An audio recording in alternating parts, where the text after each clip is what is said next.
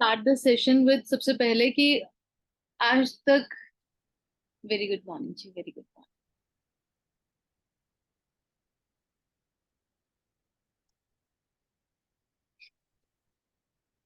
अच्छा, I have a kind request to everyone कि अगर आप लोग जितना कैमरास ऑन करके बैठोगे, थोड़ा पार्टिसिपेट करोगे so that I can give you the kind inputs to you.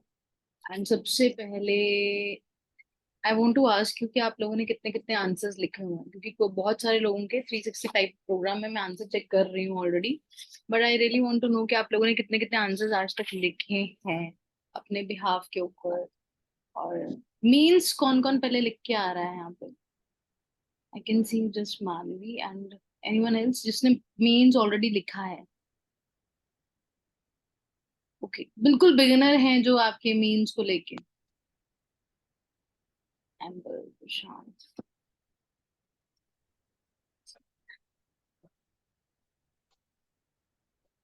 How many of you are beginners? Everyone, आप जिनके कैमराज ऑफ हैं कैमराज ऑन कर लीजिए, या फिर आप लोग अपना हैंड रेज कर सकते हैं डिजिटली। ओके, जैसा आगम इज अ बिगनर। ठीक है, this session is not about this कि आप बिगनर हो या फिर आप एडवांस लेवल पे हो, आपने बहुत सारे आंसर्स लिखे हैं। ये सेशन हम लोग रिकॉर्ड करेंगे, यूट्यूब पे फ्लैश होगा। एंड इस सेशन के अंदर मैं बता दूं पहले ही कि बहुत ज्यादा बातें करेंगे आज, बहुत सारी, छोटी से छोटी। इनफैक्ट लास्ट कुछ 1 ईयर के अंदर कुछ यूपीएससी मेंस के स्टूडेंट और पीसीएस के मेंस के स्टूडेंट्स को ट्रेन करने के बाद बहुत सारी ऐसी नई चीजें सीखी हैं जो इसके अंदर सिखाने वाली हूँ। एंड आप लोग इस सेशन को रेपिटेशन में देख सकते हो।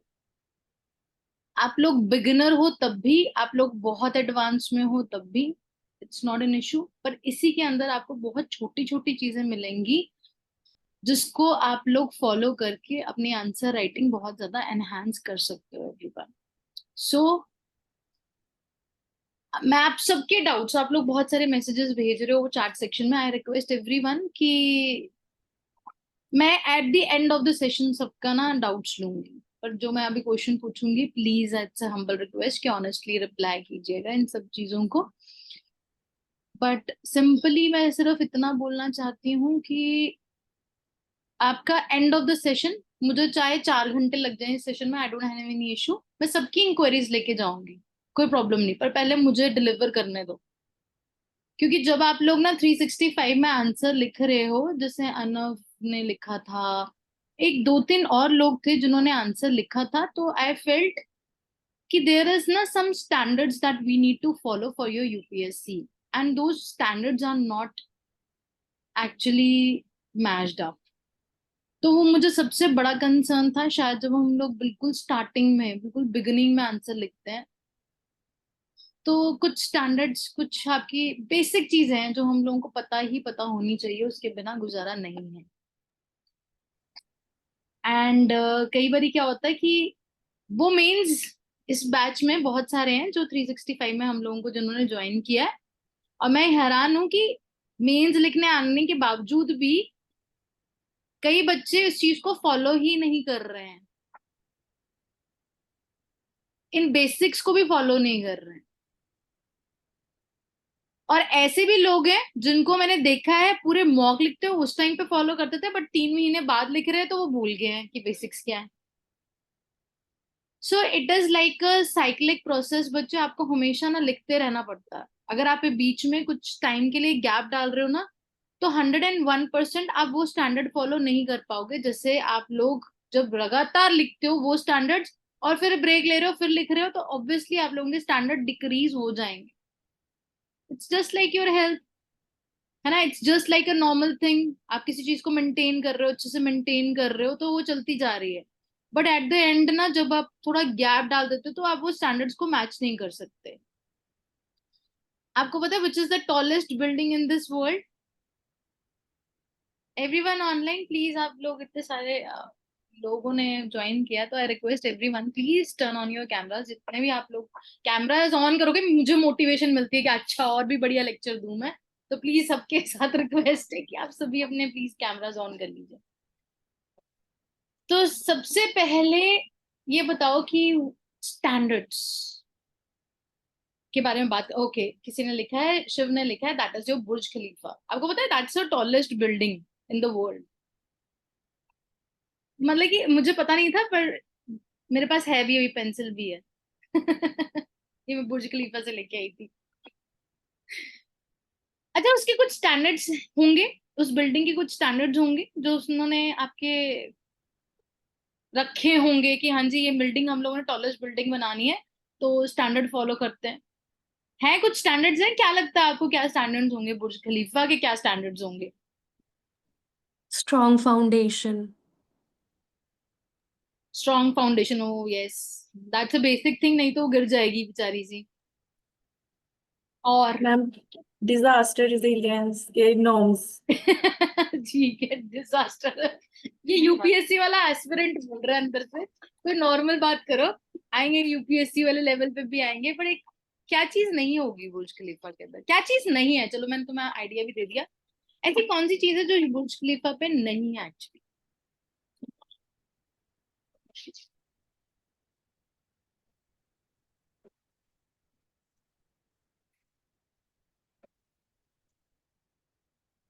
अच्छा, किसी को भी नहीं पता? मैम मिस्ट्री, मिस्ट्री नहीं है, बट सिंपल सा एक छोटा सा फैक्ट है बच्चे। बुर्ज खलीफा do not have any windows.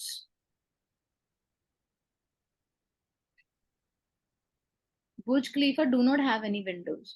जो उसके शीशे हैं वो बोले जाते हैं, जो गुरीला ग्लास होता है ना, वो सैमसंग ने प्रोवाइड किया है। एंड उसको स्ट्रक्चर को खड़ा रखने के लिए सबसे बड़ी उसकी कंडीशन क्या है?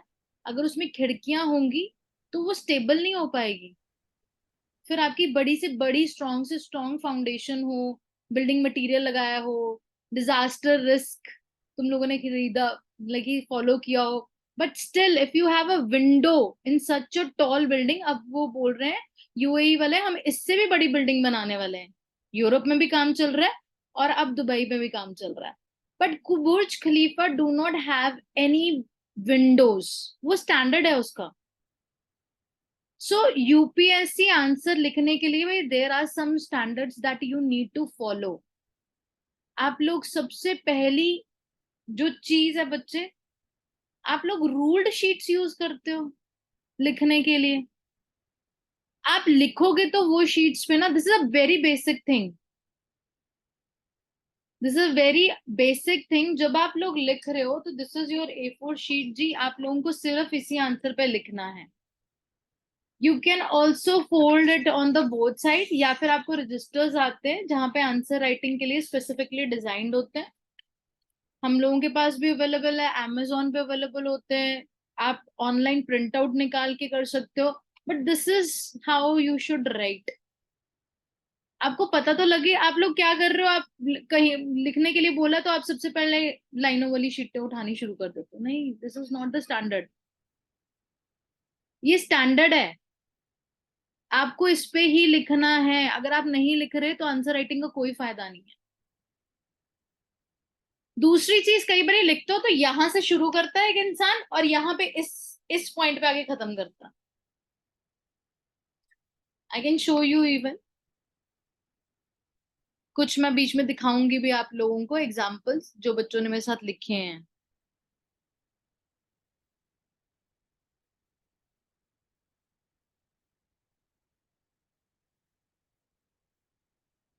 कशिश ma'am, can you please help me out? Good morning ma'am. Very good morning जी। शुड बी, इसमें ना लॉग इन कर, उसमें कर दो और उसमें जाके करोगे, उसमें शुड यहाँ आ जाएगा। और डिस्कनेक्ट करके फिर देना होगी। आप लोग यहाँ से शुरू कर रहे हो और यहाँ पे खत्म कर रहे हो बच्चे, ऐसे नहीं कर सकते हम लोग। मैं अपने आप को पिन कर देती हूँ कुछ चीजें बताने के लिए। आप लोगों को मेक श्योर करना है कि सबसे पहले तो आप मार्जिन छोड़ रहे हो, एंड अभी ये मार्जिन थोड़े से आपके आगे पीछे हैं, आपको मार्जिन जो है प्रॉपर छोड़ने हैं दोनों साइड पर।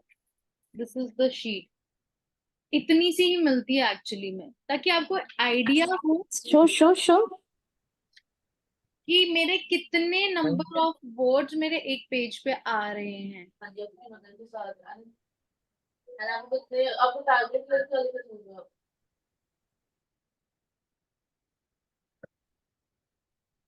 कितने वर्ड्स आ रहे हैं, ये सबसे इम्पोर्टेंट। ये अलग एक स्टैंडर्ड है जी, अगेन इट्स अ स्टैंडर्ड, आपको ये पता होना चाहिए। आप सबसे रिक्वेस्ट है कि प्लीज अपने अपने माइक्स म्यूट रखिए।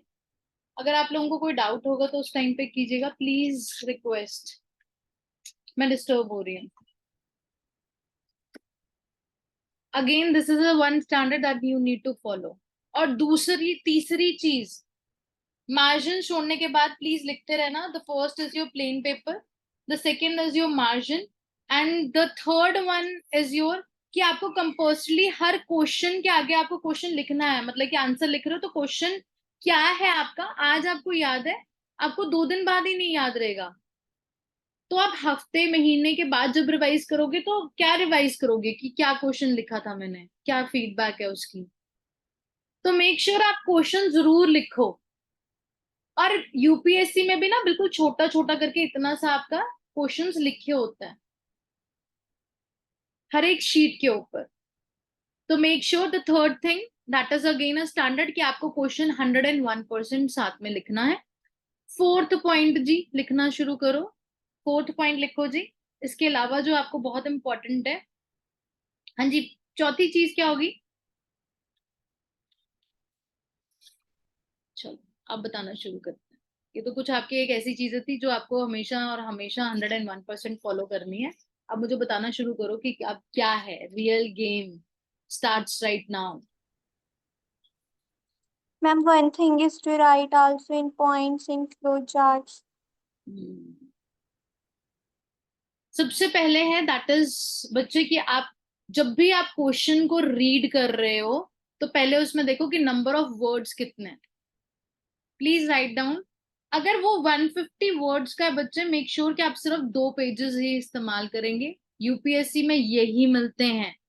आप लोग 150 के लिए या तो 1 पेज यूज करते हो या 3 करके आते हो, बस 2 ही नहीं करते।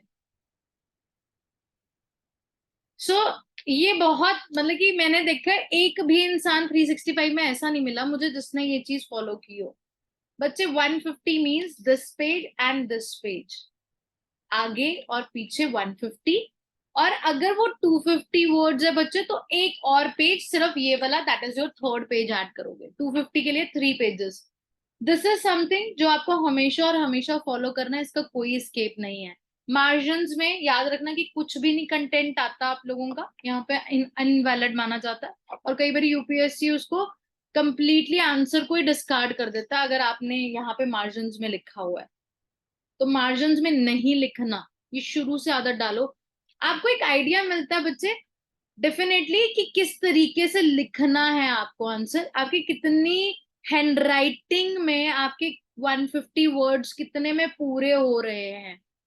कई बारी किसी की हैंडराइटिंग इतनी टाइट होती है, इतनी छोटी होती है कि वो एक पेज में ही 150 वर्ड्स भर देता है ना हरप्रीत, है ना? ये प्रॉब्लम आ रही है, आई कैन सी दैट। एक प्रियांशु है, पता नहीं आ जाए कि नहीं, उनके साथ भी यही प्रॉब्लम है। जिन बच्चों के पास आंसर चेक यस करती हूँ मैम, मैं ये होती है मैम। पर्टिकुलरली या मैं वही देख रही हूँ कि अब मुझे पता नहीं अब कौन कौन आए हैं, पर चलो एनी हाउ आप लोग रिकॉर्डिंग देखेंगे बाकी। So this is a very important thing. आपको अपनी हैंडराइटिंग को अंडरस्टैंड करना सबसे इंपॉर्टेंट है। अपने आप को स्टडी करना कि यार एग्जैक्टली मैं 150 इतने में लिख पा रहा हूँ कि दोनों में लिख पा रहा हूँ या तीसरे में लिख पा रहा हूँ। सो इसके बाद ही बच्चे please write down the fifth point as your handwriting. अगर आपको लगता है आपकी हैंडराइटिंग बहुत छोटी है, उसको आज से थोड़ा बड़ा करना शुरू करो। अगर आपको लगता है बहुत बड़ी है तो उसको थोड़ा छोटा करना शुरू करो। ये आपको नॉर्मल लग रहा है बात, ट्रस्ट मी। जब मैंने बच्चों के साथ ना पीसीएस मेंस के अंदर और यूपीएससी का मैं जब आंसर चेक कर रही हूँ तो मैं बच्चों के बीच में सबसे कॉमन प्रॉब्लम देख रही हूँ। हैंडराइटिंग जो फॉन्ट है वो एब्सोल्युटली सही होना चाहिए। वो इस तरीके से एडजस्ट करो कि तुम्हारे 150 आए वर्ड्स यहाँ पे। और इनफैक्ट 150 को टारगेट ही नहीं करना. How many words you have to write. The next point, that is your 6th point, is your number of words पे कंट्रोल करके रखना है. तो 150 वर्ड्स में आपने कितने वर्ड्स लिखने हैं? 150 वर्ड्स के अंदर आप लोगों ने एक्चुअली में प्रैक्टिकली आप कितने लिख पाओगे? That is not 150. That will be 120 और 125 ओनली. यस, 120 और मे बी 130 के बीच में. और जो 250 है उसको 220 वर्ड्स में खत्म करना है. एंड ये चीज ओवरनाइट नहीं होगी. जिन लोगों को इसके साथ प्रॉब्लम आ रही है, you have to write every day. This is your 3rd point. At the end of the session मैं इन चीजों को रिवाइज भी कराऊंगी, आप लोग भी लिखते रहना. This is your 6th point. अपने आप की पर्सनालिटी को ना रीड करना सबसे इंपॉर्टेंट है. बहुत अच्छा आंसर भी लिखते हो आप लोग. जैसे मानवी राइट्स वेरी वेल. रजत जी ने भी लास्ट ईयर लिखे हैं, तो आई रिमेम्बर कि ही राइट्स वेरी वेल. पर प्रॉब्लम है कि इतना ज्यादा वेल लिख देते हैं कि जब ये मेंस लिखने के लिए गए हैं बच्चे, तो इनका पूरा एक एक 3-3 4-4 क्वेश्चन छूट गए. तो हम लोगों को ऐसा एक रियलिस्टिक आंसर लिखना है जहां पे हम लोग 120 को ही टारगेट रखें बच्चे. अब the 7th thing, the 7th point, you're welcome. The 7th point is your spatial representation. Please write down, that is your spatial representation. अब मैं आप लोगों के सामने इसको लिखना शुरू करती हूँ, दिखाना शुरू करती हूँ.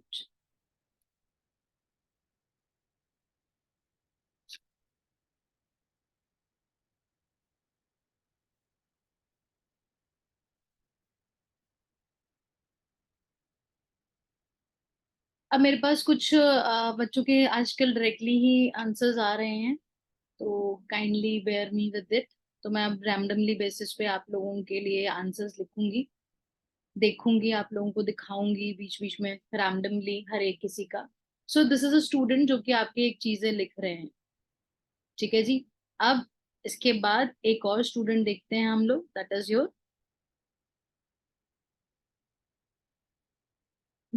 मैं सिर्फ एक जने को क्रिटिसाइज नहीं कर रही हूँ यहाँ पे, बहुत लोगों का हाल है.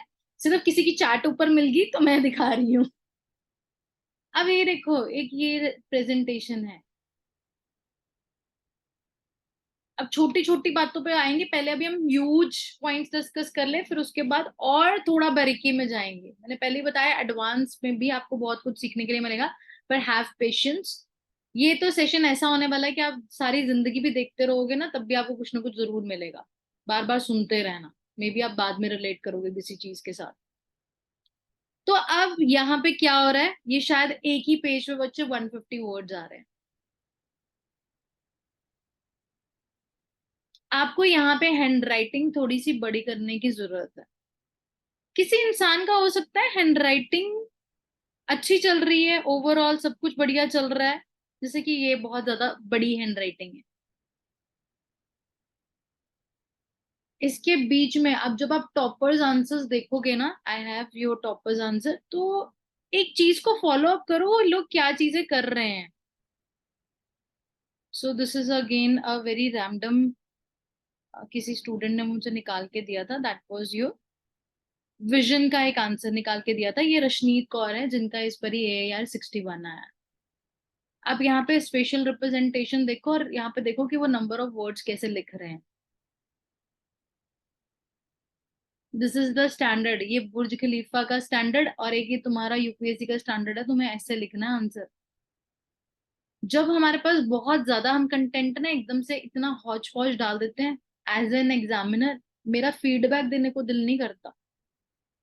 प्लीज ऐसे आंसर लिखो बच्चे जहाँ पे एक एग्जामिनर को अच्छा लगे, सामने पता लगे. आर्टिकल नंबर 30 लिख रहे हो, प्रोविजंस लिखने वाले हो, सुप्रीम कोर्ट का डिसीजन बताने वाले हो, रिफॉर्म्स बताने वाले हो, और ये सारा कुछ आप क्या कर रहे हो, that is your point wise लिख रहे हो. देख रहे हो प्रेजेंटेशन, वर्ड्स देख रहे हो, एक लाइन में कितने वर्ड्स आ रहे हैं? मैक्सिमम 4 या 5 वर्ड्स आ रहे हैं. हम लोग जब नॉर्मली लिख रहे हैं तो आप अपने, और ये सभी टॉपर्स के साथ हैं, 5-6 वर्ड्स ही आते हैं, और जब हम लोग लिखते हैं तो हमारे वर्ड्स कितने आ रहे हैं? हमारे तो बहुत ज्यादा वर्ड्स आ जाते हैं कई बारी। I will tell you, starting में जैसे बच्चे ने लिख के दिखाया है, आप नंबर ऑफ वर्ड्स यहाँ पे इंट्रोडक्शन में काउंट करो। तो ये बहुत जरूरी है कि तुम लोग ये चीज समझो कि उससे पहले जो आंसर निकाला था वो, आपको दिमाग में एक शांति नहीं मिल रही थी जब वो आंसर देखा आपने? जब एक टॉपर्स का आंसर देखते हो ना तो दिमाग एकदम ऐसे हो जाता है, रिलैक्स। अब जो नेक्स्ट चीज है, 7th लिख लेना, that is your special representation पे बच्चे बहुत सारा काम करना, बहुत सारा काम करना। अब 8th चीज जो मैं यहाँ पे एक डिस्क्लेमर देना चाहती हूँ कि बहुत बच्चे अब क्या करते हैं, हरप्रीत, उसके मेरे पास मैसेज आया, कहता मैम मैंने 6th टाइम ये आंसर लिख रहा हूँ और 30 मिनट्स लगा दिए क्वेश्चन लिखने के लिए। ऐसा बहुत सारे लोग करते होंगे, वो बेचारा बस ये है कि मेरे साथ ऑनेस्ट है, तो कि भाई मैम को मैंने बता दिया जेन्युइनली, तो उस इंसान ने मुझे बता दिया। कई लोग बताते नहीं है, बस ये बात होती है। 6th आंसर, सेम आंसर लिख रहे हो तुम 30 मिनट्स में, दोबारा कभी दिल ही नहीं करेगा आंसर लिखने के लिए। अगर आप किसी चीज को इतना ज्यादा कुरेदते हो ना तो उसके बाद आपका उससे दिल बहुत जल्दी भर जाता है। Answer writing is one such skill, तभी हमने 365 का प्रोग्राम चलाया है। लिखो, गलत लिखो, कोई प्रॉब्लम नहीं है मुझे, गलत लिखो, लिखना चाहिए क्योंकि उसके बाद ही सही पता लगता है, बट बार बार मत लिखो। एक बार करके मैं फीडबैक दूंगी, ज्यादा से ज्यादा डांट पड़ेगी, 2 महीने पड़ेगी, 3 महीने पड़ेगी, 4 महीने के बाद अपने आप चीजें अच्छी होने लग पड़ेंगे, आंसर अच्छे होने लग पड़ेंगे।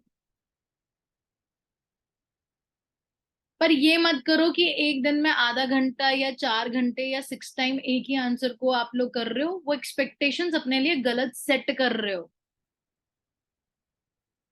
Writing daily is preferred, but बच्चे नॉट दिस वन जो आप लोग कर रहे हो ना, कि मैं परफेक्ट आंसर लिख दूं।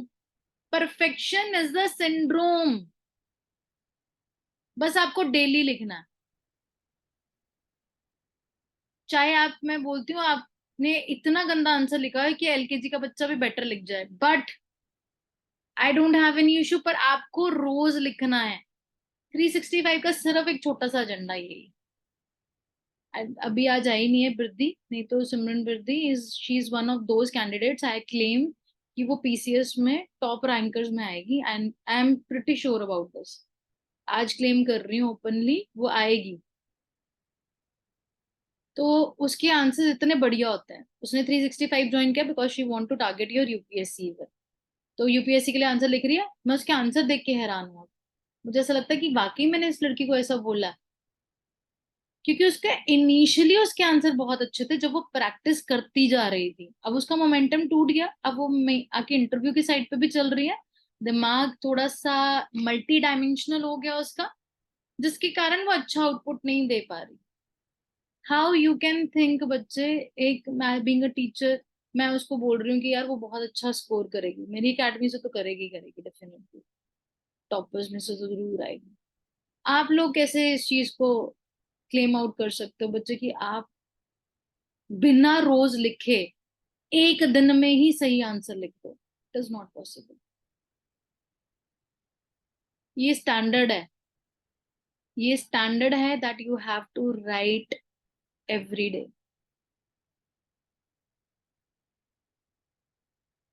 ये वो आपकी बिल्डिंग का वो स्ट्रक्चर है, वो ईंट है, वो पत्थर है जो आपको रोज रखने पड़ेंगे, तभी तो ऊंची बिल्डिंग बनी है ना। अब एक एक करके किया उन्होंने, कौन सा रातों रात ये सब कुछ बन गया? नहीं, बहुत बड़ा स्ट्रक्चर बनाया उन्होंने, सब कुछ किया, तो कितना ह्यूज था, करते करते कितना टाइम लगा होगा। So we need to understand this point. Please write down 8th point, that is write on the daily basis.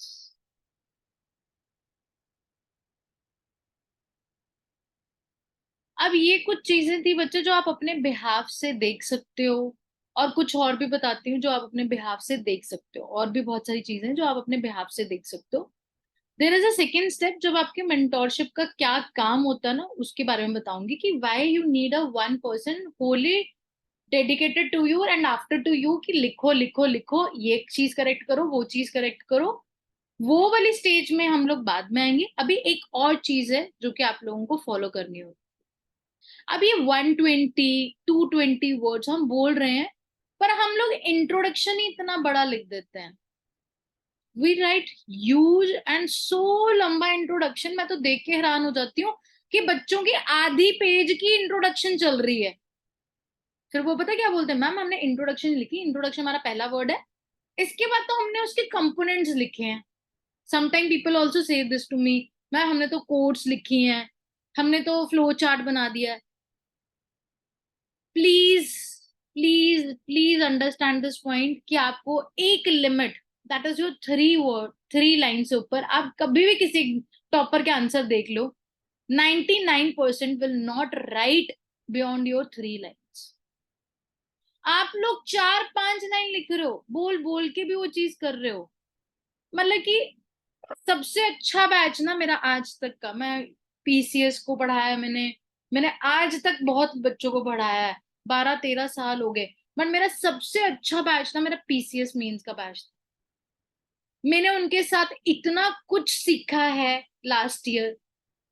Y Y विजय, जितने भी मेरे साथ अभी आंसर लिख रहे हैं, मुझे सिर्फ उनको एक बार बोलने की जरूरत पड़ती है, शिवा, कि आपने इंट्रोडक्शन 3 लाइनों में बच्चे लिखना है, उसके बियॉन्ड नहीं लिखना। वो कभी मजाल है कि वो दोबारा कभी ये चीज गलती कर दे। अब मुझे तुम्हें बार बार वही बात बतानी पड़ती है कि बच्चे 3 लाइनें नहीं मैम हमने तो इंट्रोडक्शन लिखा है, नहीं मैम हमने तो कंपोनेंट बताया। तुम जो मर्जी कर लो, मैम हमने तो नेक्स्ट पैराग्राफ बना दिया था, तुम जो मर्जी कर लो।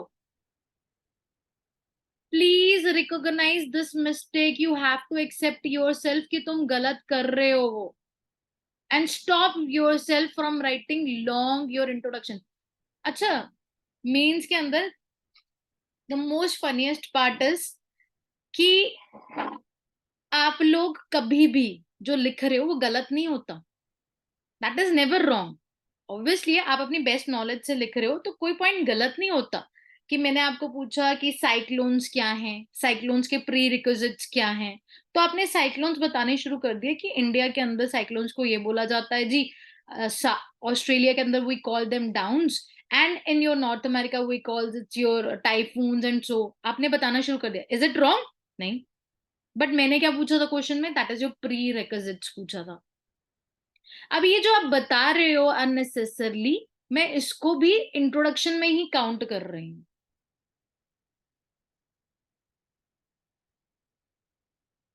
अब चाहे आप आधे पेज का इंट्रोडक्शन लिखो, चाहे 3 लाइनों का लिखो, चाहे आप पूरा पेज ही इंट्रोडक्शन का लिखो, मिलना आपको आधा नंबर ही है। सबसे बड़ी प्रॉब्लम ये है जो आप लोग नहीं समझते। नहीं नहीं मैम ये सही है, ये बताना जरूरी है, बताना जरूरी है, उससे ज्यादा बताना जरूरी डाइवर्सिटी है जो पूछा हुआ है। That is your prerequisites of your tropical cyclones. और तुम लोग क्या लिख रहे हो, वही बैक टू वही चीजें बार बार जो तुम्हें पता है, दैट यू नो, तुम वो बताना शुरू कर देते हो। मैं मैम ठीक तो लिखा है, फिर मुझे आगे से आगे रिप्लाई आता है कि मैम ठीक लिखा है, ठीक लिखा है बच्चे, बट ना अपनी मिस्टेक्स को एक्सेप्ट करना सीखो कि वो गलती है तुम्हारी, वो नहीं हो सकता वैसे। और the second paragraph you right, उसके बाद ठीक है। अब आज के बाद कोई गलती तो नहीं करेगा इंट्रोडक्शन में, प्लीज। विजय, शिव, ऐसा लगता है शिव का आंसर, तुम्हारा आंसर देख के ना शिव, मुझे ऐसा लगता है कि मैंने शायद मैंने जो आज कल डिलीवर किया ना कल क्लास में, उसके शॉर्ट नोट्स आ गए मेरे पास answer writing. The problem is this बच्चे, प्लीज राइट डाउन कि द नेक्स्ट इज कि you are not making your notes.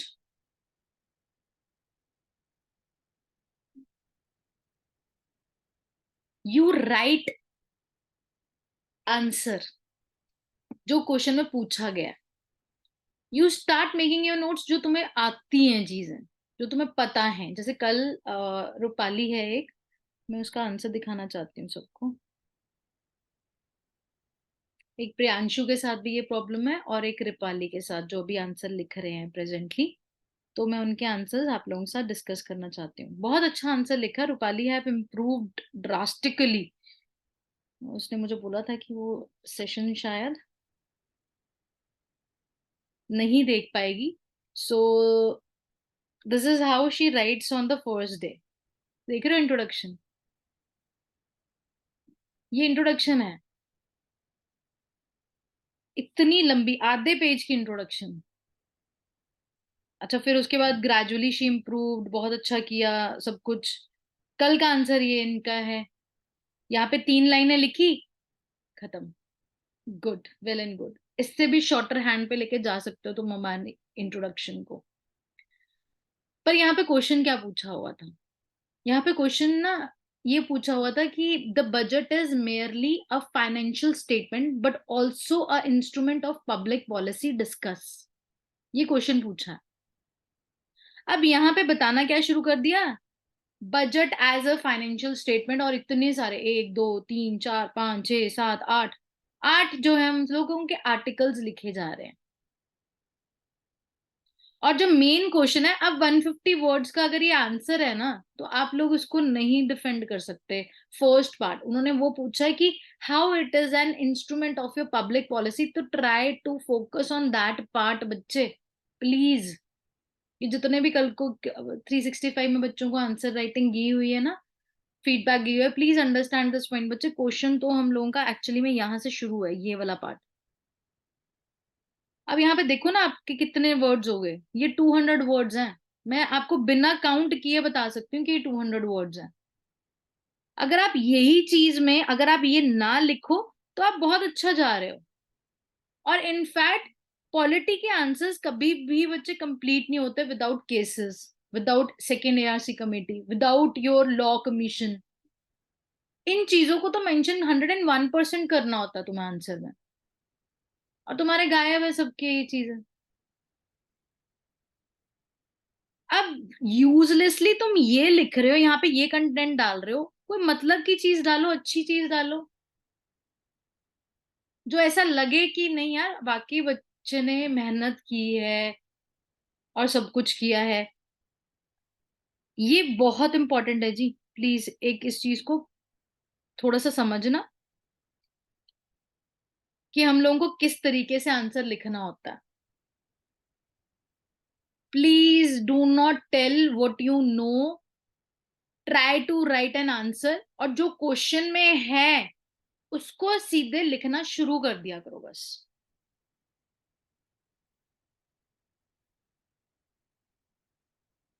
और इनफैक्ट जो पूछा होता है उसमें डाइवर्सिटी डालो। तुम वहां पे ना जेंडर की बात करते हो, ना इंफ्रास्ट्रक्चर की बात करते हो, ना कुछ भी बात करते हो। वहां डाइवर्सिटी नहीं है मैम, पार्ट्स बना दें, पार्ट्स बनाने जरूरी हैं। मतलब कि किसी टॉपर ने मुझे लगता है यूट्यूब पे ना ये बोल दिया कि पार्ट्स बनाने जरूरी है। आप लोग इतने सारे पार्ट्स बना देते हो कि जो क्वेश्चन है पहले उसको तो अच्छे से एड्रेस कर लो।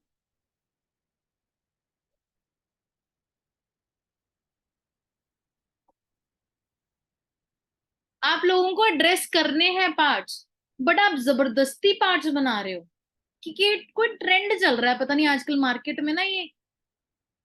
ये छोड़ दो, ये सोच के साथ नहीं बच्चे पेपर क्लियर होते। ये सोच के साथ नहीं पेपर क्लियर होते। कोई ट्रेंड चल रहा है कि भाई आप आजकल पार्ट्स बनाओ ना तो बड़े नंबर मिल जाते हैं। अरे भाई पहले डाइवर्सिटी डालना सीखो। पहले ये तो देखो कि इंट्रोडक्शन कितना लंबा लिखना है, कंक्लूजन कितना बड़ा लिखना है।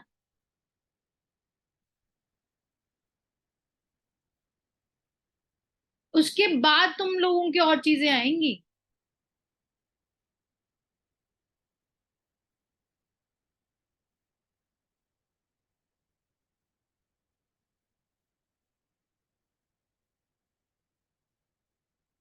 कई बारी। हाँ, एक सेकंड।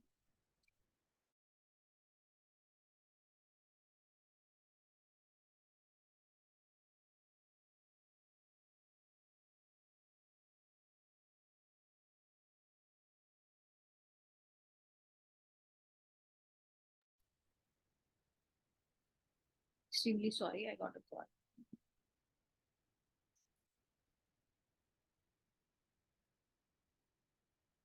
कल रेनू ने बहुत अच्छा आंसर लिखा था, तो आई वांट टू शोकेस कि उसका आंसर कैसे होता।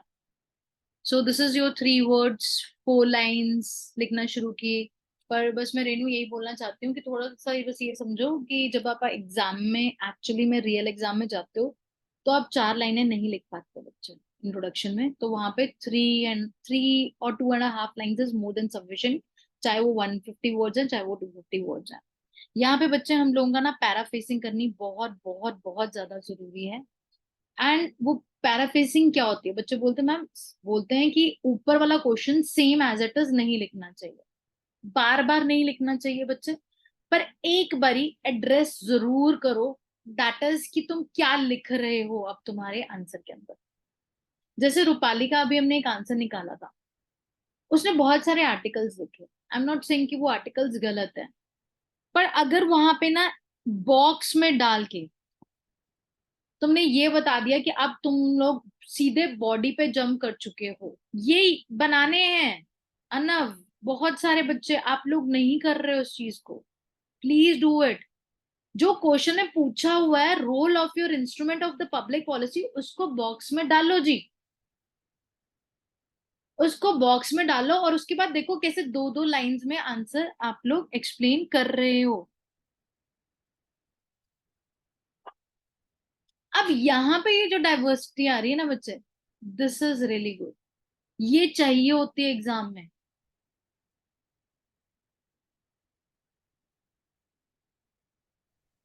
And last one is your, this is your conclusion.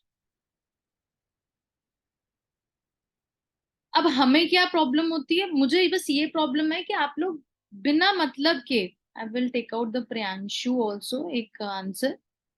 मुझे प्रॉब्लम ये होती है कि आप लोग कई बार क्या करना शुरू कर देते हो कि एक चीज को आप लोग बहुत ज्यादा explain, if you want to, तुम्हें लगता है कि नहीं मैम मेरी गट फीलिंग है कि मुझे बताना है जो first part of the question है, आई से एग्री, बताओ। इंट्रोडक्शन इतना करो पहले उसको, या फिर यहां तक मैक्सिमम 4 लाइनों में नहीं लिखना। उसके बाद इतना सी चीज में उस छोटे से part, that is the how the budget is your financial statement, उसको एक्सप्लेन करो, और उसके बाद लिखना शुरू कर दो जो तुम्हें लगता है पॉइंट्स। पर वो पॉइंट्स अच्छे आने चाहिए। यहाँ पे कितने पॉइंट्स हैं? 5। वहां पे कितने थे? तो इस चीज का फर्क नहीं पड़ेगा। थोड़ा सा सेंस लगा के सोचना इस चीज को। वृद्धि is here. Vriddhi, I want to talk about your answer as well. आओ देखें तुम्हारे आंसर में क्या कमी पेशी है।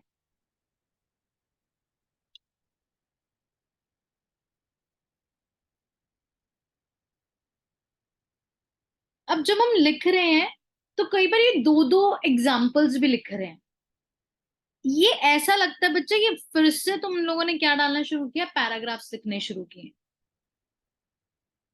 इतने लंबे एग्जाम्पल बचपन में लिखते थे तुम लोग जब स्कूल जाते थे। Why you following this trend?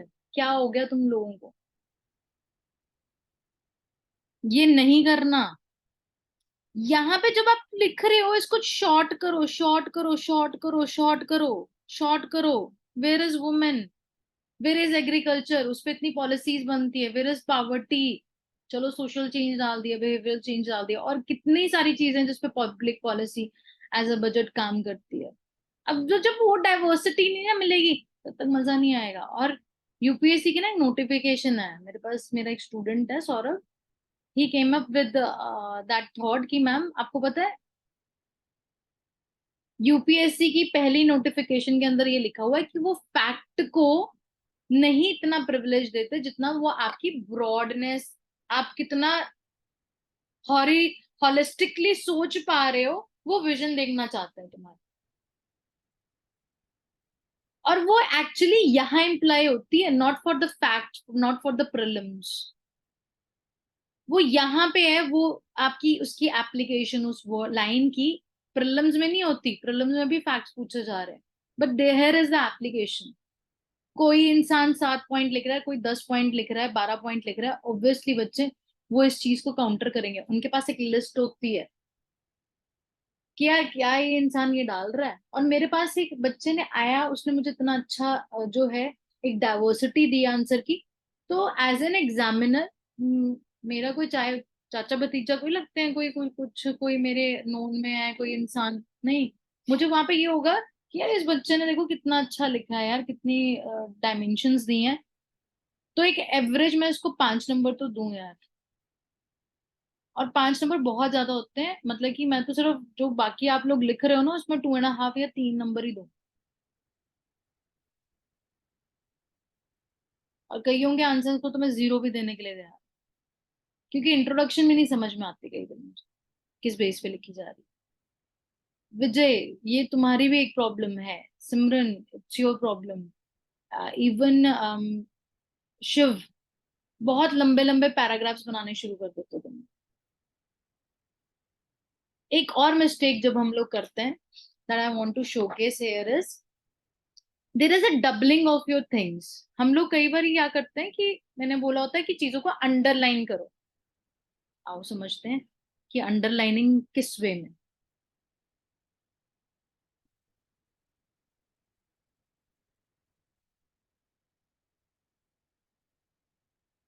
Just a minute, sorry.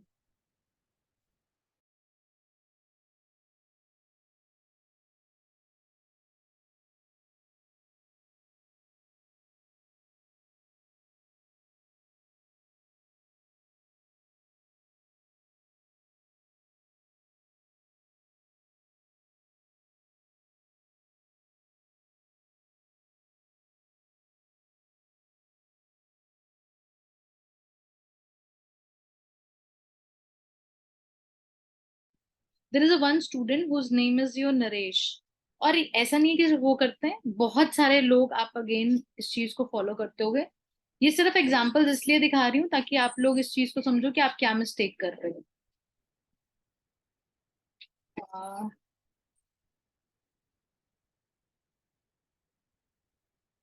Yes, इतनी लंबी लाइन अंडरलाइन। यहाँ पे एक्चुअली टेक्निकली कीवर्ड्स अंडरलाइन होने चाहिए। पूरी लाइन अंडरलाइन हो रही है। और क्या हो रही है? Executive as a frame from the legislature, executive is accountable to the legislature. आप क्या यहाँ पे formation of executive, accountability of your executive या अकाउंटेबिलिटी भी वर्ड लिख सकते थे। जब आप इतना बड़ा लिखते हो बच्चे, again it is a problem. अगर आपसे नहीं पर समझ में आ रहा है कि मैम ये कैसे करना है, तो आप प्लीज सिंपल एक लाइन लिखो, इसको लिखना ही छोड़ दो। Avoid writing this.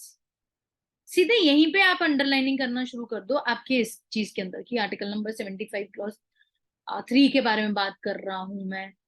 अब देखो बार बार देखो कितनी रेपिटेशन हो रही है। That is executive controls your executive. Topper के आंसर में ये चीजें कभी नहीं देखी जाती everyone.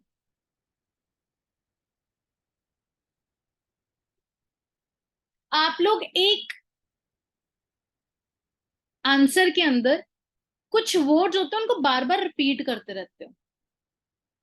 Executive legislative, executive legislative, parliament, executive legislative. मैं बोलती हूँ कि ऐसा कभी नहीं करना। Never do this and use your proper diversity है।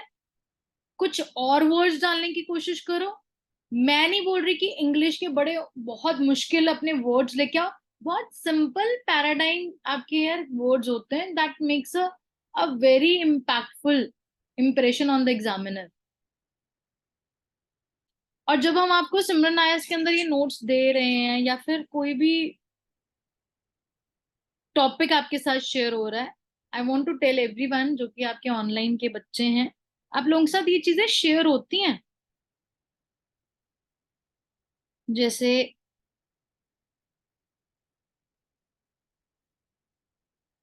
कल रेयर अर्थ मेटल पढ़ाया गया था क्लास में। ये रेयर अर्थ मेटल का एक डॉक्यूमेंट है जो कि बच्चों को मिला। And I want to showcase here बड़ी अच्छी चीज कि टीम बड़ी मेहनत करती है यार इस चीज को बनाने के लिए। और जब तुम्हारा सारा कुछ खत्म हो जाता है तो ऐसे तुम लोगों को एक कीवर्ड्स प्रोवाइड होता है कि यूपीएससी के अंदर आप वैल्यू एडिशन पॉइंट्स कैसे डाल सकते हो। इनको तैयार किया करो, जब भी तुम्हें नोट्स मिलते हैं इन चीजों पे फोकस करो। यहाँ पे कीवर्ड्स हैं, क्या कोई कीवर्ड एक दूसरे से सिमिलर हैंड्स पे है? नहीं होता, कभी भी नहीं होता। इन पे जब आप आंसर लिख रहे हो, मेक श्योर ये सारे के सारे कीवर्ड्स तुम्हारे आंसर में आए। That is your resource nationalisation, strategic autonomy, mineral diplomacy, the friend shoring, the supply chain diversity. और सिर्फ यहाँ पे नहीं होती बच्चे, ये जो 365 के बच्चों को प्रोग्राम है हम लोगों का,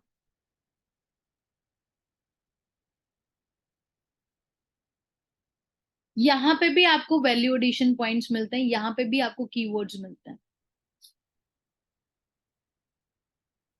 fiscal policy, inclusive growth, welfare state, capital expenditure, outcome budgeting, that is your gender budgeting, green budgeting, fiscal responsibility, public finance and cooperative federalism. Even यहाँ पे कमेटी मेंशन हुई, that is about the finance committee. Law commission होती है वहां पे वो डालो, जहां पे आपके कोई केसेस आते हैं उनको डालो। आपके जो आर्टिकल्स हैं, अब इनको कंपैरिजन किया करो कि क्या मेरे आंसर के अंदर वो चीज है कि legislative executive, legislative executive, parliament, यही जो वर्ड बार बार रिपीट होते रहते हैं। इसका मतलब क्या होता है कि you have a narrow mindset, तुमने अच्छे से कंटेंट नहीं पढ़ा। और जब तुम बेसिक कर रहे हो, अभी तुम्हारे सामने मेंस नहीं है, अभी मुझे नहीं लगता यहाँ पे कोई ऐसा इंसान है जो आपका इमीडिएट मेंस लिख रहा है। अगर कोई है तो उनके लिए नहीं अप्लाई होता। बट अभी जब आप लोग ना कंटेंट पढ़ते हो तो इन चीजों पर ध्यान रखा करो। ये टाइम है जब तुम अपनी बेस्ट इंट्रोडक्शंस और बेस्ट कंक्लूजन और बेस्ट कीवर्ड्स तैयार कर सकते हो। तो please write down, that is your 10th point. Work on your introductions, the best introductions.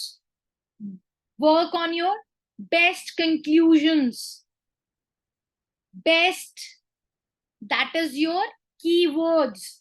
Whenever you are reading any topic, 365 में जब तुम लोगों को एक टॉपिक मिलता है ना, एंटी डिफेक्शन लॉ मिल गया तुम लोगों को, ये जैसे कल बजट के ऊपर मिला था, उनके ऊपर ना एक कीवर्ड्स बनाने शुरू करो कि यार ये कीवर्ड्स हैं जो मेरे मेंस होंगे ना, तो यार मैं ये इंट्रोडक्शन लिख के आऊंगा, मैं ये कंक्लूजन लिख के आऊंगा, मैं ये कीवर्ड्स लिख के लेके आऊंगा, मेरा हो ही नहीं सकता कि पेपर क्लियर ना हो।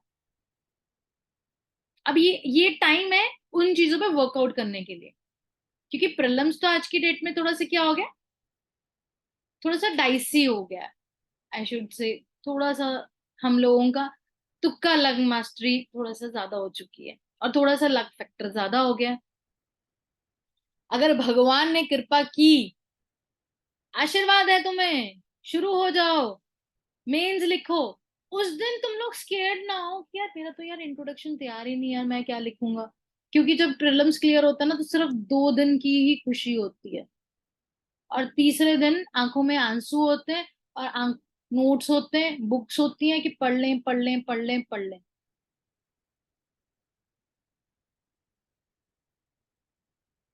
सारे डाउट्स मैं एंड ऑफ द सेशन लूंगी। आज मैं ना बोलने के लिए आई हूँ सिर्फ, आज मेरी सुनो, मैं पक्का वो करूंगी, तुम सबकी डाउट्स लूंगी। मैंने ये बोला है, मुझे 4 घंटे भी लगे ना, मैं तुम्हारे सबके डाउट्स लेके जाऊंगी, मुझे कोई प्रॉब्लम नहीं। पर मुझे एक बारी मेरा हार्ट, एक बारी मुझे बोलने दो जो मैं बताना चाहती हूँ, क्योंकि तुम लोग इस पे वर्कआउट नहीं करते। क्योंकि जब मैं किसी और के डाउट लेने शुरू करती हूँ तो मैं अपनी चीजें बताना भूल जाती हूँ। तो let me just speak for 1 hour, bear me. फिर उसके बाद तुम लोग जितने मर्जी डाउट पूछो, पर अपने लिए ना, एक ना अंदर से वो जो होता है ना, कि कई लोग बोलते हैं यार बहुत लकी हैं यार, कई लोग ना, हम लोग बोलते हैं यार बहुत लकी हैं, उनपे तो भगवान का आशीर्वाद होता है, उनको कुछ गलत भी करे तब भी उनका सही हो जाता है। वो एक्चुअली में करते क्या अपनी लाइफ में, वो अपनी लाइफ में ना इन चीजों पे वर्कआउट करते हैं। मैंने ना अपनी लाइफ में हमेशा एक ही एम्बिशन रखा था कि यार एक बारी मेंस लिखना, एक बारी मेंस लिखना, एक बारी मेंस लिखना। ऐसा बोला कि भगवान ने एक मौका जरूर दिया पर ना गलत मैनिफेस्टेशन नहीं करनी, पर तुम्हें भी ऐसा ही सोचना पड़ेगा कि यार ये इंट्रोडक्शन, ये कंक्लूजन, ये कीवर्ड्स लिख के आऊंगा, ये बोलना भूल गई थी बस मैं अपने टाइम पे। तो मैं सही इसलिए कर रही हूँ कि बेस्ट इंट्रोडक्शंस, बेस्ट कंक्लूजन्स, कि तुम लोगों को इंटरव्यू के लिए प्रिपेयर करने की जरूरत ही ना पड़े, तुम इतने कॉन्फिडेंट हो। हाँ, हो जाएगा। अब इंट्रोडक्शंस में क्या क्या चीजें आ सकती हैं, अब वो बात करते हैं। अब अनम्यूट योरसेल्फ और बताना शुरू करो, इंट्रोडक्शंस में क्या क्या चीजें आ सकती हैं। The first one, definitions. ठीक है, that is the last resort to write, please write down the 11th point. Definitions are the last option that you should go for. अभी बताया ये बेस्ट इंट्रोडक्शन तो नहीं है ना Simran? Interpretations can also be written. Thank you so much. पर Current affair context. yes, you can write that as your current affairs context, किस लिए वो क्वेश्चन पूछा गया है। एंटी डिफेक्शन का लॉ का अगर क्वेश्चन पूछा जाएगा तो मे बी कर्नाटका के अंदर कुछ ना कुछ ऐसा चल रहा है, या पंजाब गवर्नमेंट के अंदर कोई आपके ऐसी कोई चीज चल रही है जिसके कारण वो क्वेश्चन पूछा गया है। अगर आपको पूछा गया है that is your climate change, तो क्लाइमेट चेंज के कंटेक्स्ट में कुछ बता सकते हो, बहुत कुछ इंपॉर्टेंट। कि हाँ जी, there is a one desert जो बिल्कुल सूख चुका है और ये सब कुछ, और उसका location and why, what factors, कुछ इतना जबरदस्त हो तुम्हारे पास, दैट इज योर इंट्रोडक्शन के अंदर। और क्या लिख सकते हैं जी? करंट अफेयर्स हो गया, कोटेशंस हो, Data and facts. Very nice, that is your data and facts. And even your इसके अंदर रिपोर्ट्स, इंडेक्सेस आ जाएंगे लिखने के लिए। जैसे recently National Family Health Service 6 आया है, तो उसका डेटा बोर्ड कर सकते हैं। बिल्कुल, नेशनल क्राइम ब्यूरो का रिपोर्ट आ गई अबाउट द रेप केसेस या कुछ भी। Putting the heart soul of the topic ma'am, yes you can. आपको एक कोई हिस्टोरिकल कोई कंटेक्स्ट पता है किसी चीज के बारे में, जैसे कल हम लोगों ने पढ़ा था, that is rare earth metal करवाया था कल क्लास में मैंने, तो मैं वहां पे ना बताना भी भूल गई थी कि आपको पता है जो मिनरल्स हैं, मेटलर्जी है इंडिया की, वो कब से स्टार्ट हुई है? द फाउंडेशन जो अभी तक रेलेवेंट है, that is your the iron pillar of your Delhi. कौन सा? वो कुतुब मीनार। आज तक उसको रस्ट ही नहीं लगा, और वो एक्चुअली में मध्य प्रदेश में था। अब रेलेवेंस क्या है? रेयर अर्थ मेटल कर रहे हैं, मेटलर्जी के बारे में कुछ पूछा जा रहा है, and you are writing about the history, that's the heart and soul of something. यार क्या ये बात है यार, क्या एग्जामिनर रो पड़े कि यार क्या बात है, क्या लिखा है, क्या चीज उठाई है इन्होंने। अच्छा यार, ये भी चीज है जो हम लोग लिख सकते हैं। यस, और जब हिस्ट्री पढ़ रहे हो तो उसमें याद रखा करो, ऐसी चीजें उठाया करो। Razia Sultan from the women, the early Vedic period में women status was so high. अगर वुमेन के बारे में वो कुछ पूछ रहे हैं, कुछ ऐसी कुछ चीज उठाओ जहाँ पे कॉइन्स के बारे में आ रहा है, गोल्ड के बारे में आ रहा है, तो कुशानास के बारे में। सो मैं तो इसको मानती हूँ that is your heart and soul, जहां तुम्हारी हिस्ट्री के साथ, रिलीजन के साथ जब तुम किसी चीज को कनेक्ट कर पाते हो। तो इंट्रोडक्शन ऐसी, यस, आपको आधा नंबर मिलेगा। अब बोलो कि मैम इतनी वर्कआउट क्यों करें आपके इंट्रोडक्शन पे, जब आपने बोला हाफ नंबर मिलेगा।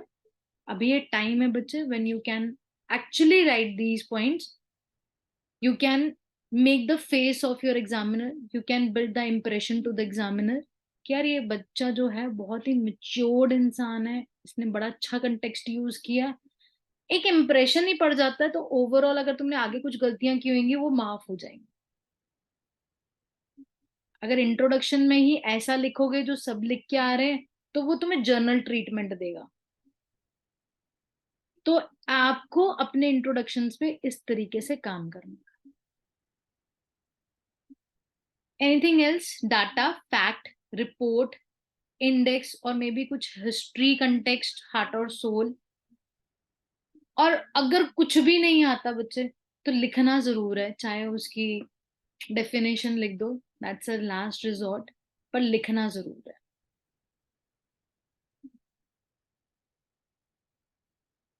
इंट्रोडक्शन लिखना जरूर है।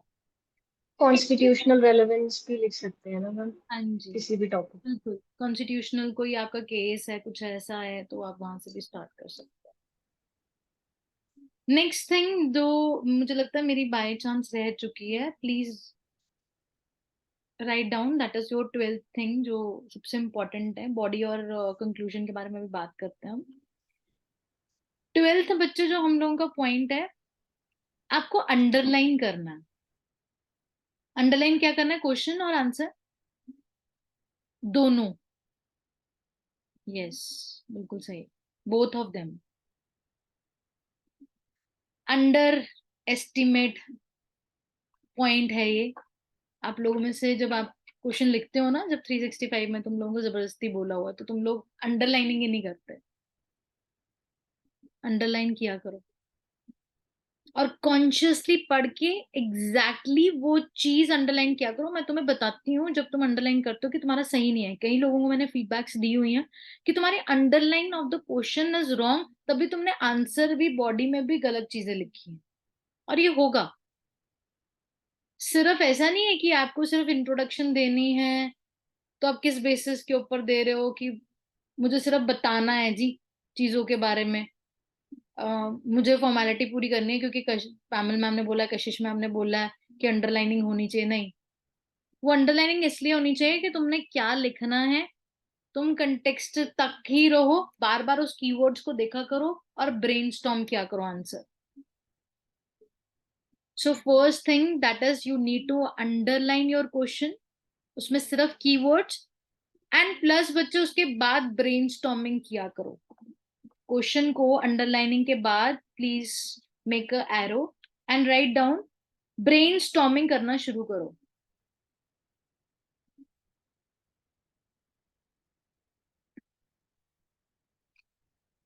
अब बहुत बच्चे यहाँ पे इंटरव्यू की भी तैयारी कर रहे हैं मेरे साथ, तो I will tell you one thing. जब आप लोग इंटरव्यू की तैयारी कर रहे हो, तो मैं बहुत बच्चों को ये फीडबैक देती हूँ कि आप लोग बहुत कंफ्यूज्ड साउंड करते हो मुझे कई बारी, या बहुत जल्दी बताने की कोशिश करते हो कि मैं बहुत कुछ बता दूं, या फबल करते हो, या एक्चुअली में बोलते बोलते आपके दिमाग में वर्ड फ्रीज हो जाता है, वर्ड फ्रीजिंग होने लग पड़ती है। वो क्यों होता है? Why it happens? यहाँ पे ना प्रीलिम्स करा करके इतना डाटा इकट्ठा हो गया कि उसको कुछ शब्दों में लिखने के लिए एक फनल से आना पड़ता है उसको। उस फनल से क्रॉस होते होते जब आप थोड़ा लिखना शुरू करते हो, तो वो बहुत चैलेंजिंग है। कहाँ इतना डाटा, कहाँ इतना सा लिखना है मैम, इतना कुछ है बताने के लिए, क्या करें, कैसे बताएं? भावनाएं हैं मैम, इंसान है, बह जाता है, बताने का दिल करता है, ये भी पढ़ा है, ये भी पढ़ा है, बट उससे पेपर नहीं ना क्लियर होता। उसके लिए बहुत इंपॉर्टेंट है कि you follow underlining, then is your brainstorming करना शुरू करो। जब तुम्हारे इतने ज्यादा दिमाग में थॉट्स आते हैं ना, एक छोटा सा हिस्सा, जैसे कि तुम्हारा A4 शीट है, इतने से एरिया में ब्रेनस्टॉर्म करना शुरू करो कि आंसर में लिखना क्या है तुम लोगों ने। अब कोई बोलता है मैम पहले ही आंसर नहीं पूरा होता, मानवी के दिमाग में आ सकता है पहले ही आंसर पूरा नहीं होता मैम, आपने एक और टास्क दे दिया कि 2 मिनट इस पे भी लगाओ। बट मानवी, जिस दिन तुमने ये 2 मिनट लगाने शुरू किए, या बहुत सारे लोगों को ऐसे दिमाग में होगा, ये 2 मिनट में तुम क्या क्या चीजें लिख रहे हो। मैंने ये आर्टिकल डालना है, मेरे पास लॉ कमीशन है, ARC कमेटी है, मैंने ये रिपोर्ट डालनी है, मेरा ये कंटेक्स्ट चल रहा है न्यूज के अंदर, मैं इसको women, infrastructure, safety, technology, disaster, इन सब चीजों के साथ मैं इसको अटैच करना चाहता हूँ, ये पॉइंट्स हैं, उसको लिखो। क्योंकि जब आप लिखना शुरू करते हो, एकदम से अब्रप्टली लिखना शुरू करते हो, तो आप एक ही पॉइंट को इतना एक्सप्लेन कर जाते हो कि बाद में रियलाइज होता है कि यार ये पॉइंट नहीं आया, ये वाला पॉइंट नहीं आया, ये भी आना चाहिए था, ये भी आना चाहिए था, ये भी रह गया, ये भी रह गया, ये भी रह गया। वो बाद में रियलाइज होता है, और वो इसीलिए होता है, द ओनली रीजन ये चीज फेस की जाती है बच्चे, वो ये हम लोग ब्रेनस्टॉर्मिंग नहीं करते। और जब लिखने बैठ जाता है इंसान, उसका एक ह्यूमन नेचर है, it's the basic nature of your human kind कि जो उसको पता है फिर वो बताना ज्यादा पसंद करता, और उस चक्करों में डाइवर्सिटी हिट होती है और तुम्हारे मार्क्स नहीं आते। वो 2 मिनट लगाओगे ना, तुम्हारे पास एक रास्ता है। मैं तुम्हें बोलूं ना जंगल में भागो, तो it is very difficult to run. But एक जगह से ना हाथी, शेर, सारे एनिमल्स जहां से निकल रहे हैं तो वो पाथ बना देते हैं। अगर मैं बोलूँ ना उस पाथ पे भागो, तो तुम्हें आसान होगा। तो basically brainstorming is that path of your answer writing. और उसके बाद ना नेक्स्ट 3 मिनट्स में लिखना भी आंसर इजी हो जाएगा। मैं बोलती हूँ आधा टाइम तुम ब्रेनस्टॉर्मिंग को दे दो, कोई प्रॉब्लम नहीं है। पर तुम्हारे पास डायरेक्शन होगी ना, आप भाग सकते हो फिर, क्योंकि तुम्हें पता है कि वो अब कॉम्प्रिहेंसिव है। मैंने ये पॉइंट्स लिखने, मुझे नंबर मिल जाए। विजुअल, इसको बोलते हैं विजुअलाइजेशन। बस हम लोग करते हैं डिफरेंट डिफरेंट एंगल्स में करते हैं, ये डिफरेंट तरीके की विजुअलाइजेशन है। ये आंसर विजुअलाइजेशन है। Brainstorming is visualisation of answer. मैंने ये करना है, मुझे ये फैक्ट डालना है, मुझे ये कमेटी डालनी है, मुझे ये अमेंडमेंट डालनी है, मुझे सेफ्टी, टेक्नोलॉजी, इंफ्रास्ट्रक्चर सबके बारे में बात करनी है। और इस मूवमेंट पे एक हैबिट बनाओ ब्रेन की, उसको ट्रेन करो कि वो सारे सिलेबस को घुमा दे। एक और सेशन लूंगी जिसमें मैं आपको बताऊंगी किस तरीके से कितने डाइवर्सिटी में हम लोग घुमा सकते हैं चीजों को, पर आज नहीं ले रही हूँ क्योंकि वो अपने आप में एक बहुत कॉम्प्रिहेंसिव टॉपिक है। पर उसको ट्रेन करना शुरू करो, अपने ही बना लो पैनल्स। सेफ्टी, डिजास्टर, टेक्नोलॉजी, हर एक चीज को अपना काउंटर करना शुरू करो और उसको लिखना शुरू करो। Are you getting this point everyone? Underlining. अब जब ब्रेनस्टॉर्मिंग कर ली, you start writing your answer. Brainstorming को आप 2 मिनट भी लगा सकते हो, 3 मिनट भी लगा सकते हो, जितना मर्जी टाइम लगाओ, but that is for your good. Brainstorming के बाद नेक्स्ट स्टेप क्या आता है? जो आपने ब्रेनस्टॉर्मिंग करते हुए कीवर्ड्स लिखे, उन 20% कीवर्ड्स को, कीवर्ड का मतलब होता है सिर्फ वर्ड लिख रहे हो आप, लाइनें नहीं लिखनी। कोई इस चीज के साथ इसको कंफ्यूज मत करना, इसको कंफ्यूजन मत लेना। इसको जब आप लोग करते हो 365 में ब्रेनस्टॉर्मिंग करोगे, तो प्लीज मुझे फोटोग्राफ खींच के भेजना, ताकि मुझे पता लगे कि एग्जैक्टली तुम किस चीज की ब्रेनस्टॉर्मिंग कर रहे हो। अगर कुछ गलती करोगे तो मैं उसको करेक्ट करूंगी। कई बार बच्चे ब्रेनस्टॉर्मिंग में पूरी लाइंस लिखना शुरू कर देते हैं। नहीं, it will be like Dinesh Goswami committee के बारे में मेंशन करना है, शेड्यूल 10, मुझे पोस्ट एरा के बारे में बताना है, मुझे प्री एरा के बारे में बताना है, मैंने इस टेक्नोलॉजी के बारे में बताना है, मैंने एआई के बारे में। अब वो जो लिखा होगा ना, उसको 20% को आपने आंसर में अंडरलाइन भी करना है, क्योंकि एग्जामिनर भी ना वही देख रहा है। Make it's job dam easy through your special representation and through your this thing. Special representation से मैं दिखाना चाहती हूँ मतलब कि एक रेनू के आंसर्स मुझे बहुत अच्छे लगते हैं और एक मुझे विजयवीर के आंसर्स भी बहुत अच्छे लगते हैं।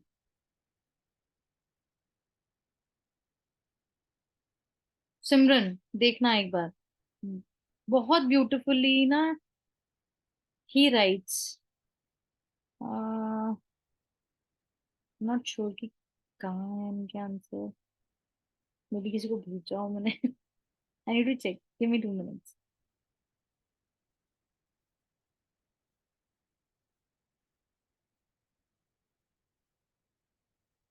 यस, मैंने एक बच्चे को भेजा था इनका आंसर।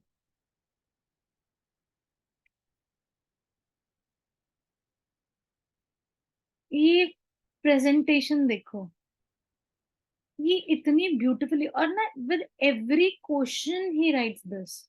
अब ये क्वेश्चन ऐसा सा था, इन्होंने जो आपका फर्स्ट हाफ है ना, उसको इस तरीके से लिखा है, वो जस्टिफाइड है।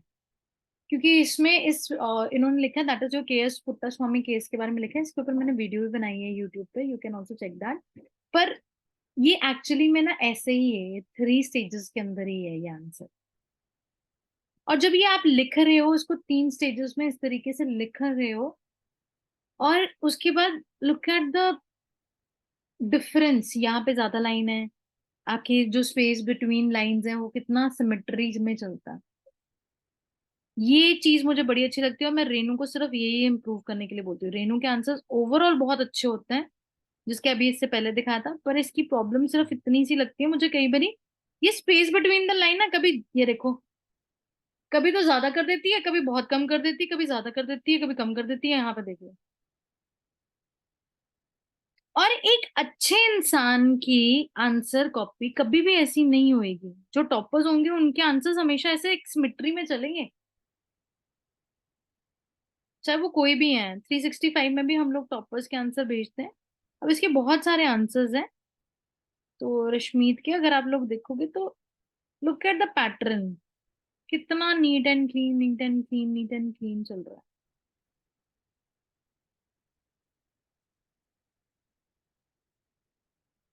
ये ओवरनाइट तो नहीं होता 101%, but definitely with practice you can achieve it.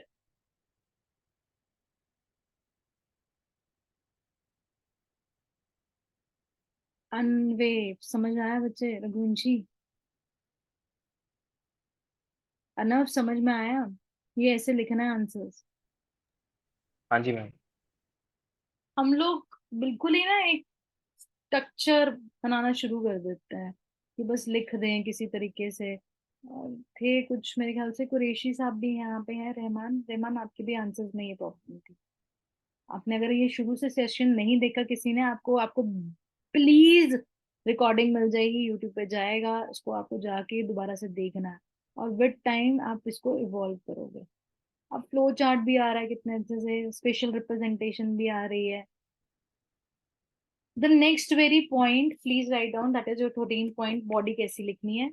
सबसे पहले बॉडी बच्चे हम लोगों ने पॉइंट्स में लिखनी है, जो हम लोग बात कर चुके हैं।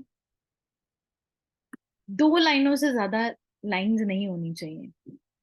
उसमें एग्जाम्पल डाल रहे हो तो थोड़ा सा शॉर्टर हैंड पे एग्जाम्पल डालने की कोशिश करो। आप लोग कई बार बहुत ज्यादा एग्जाम्पल्स दे देते हो, एक दो, छोटा दो, स्पष्ट दो बस। है ही थोड़ा लंबा सा, तो हर जगह नहीं हो सकता, पर वो कई कई जगह पे हो सकता है, पर हर जगह पे नहीं हो सकता। थोड़ा सा इस चीज को कंट्रोल किया करो।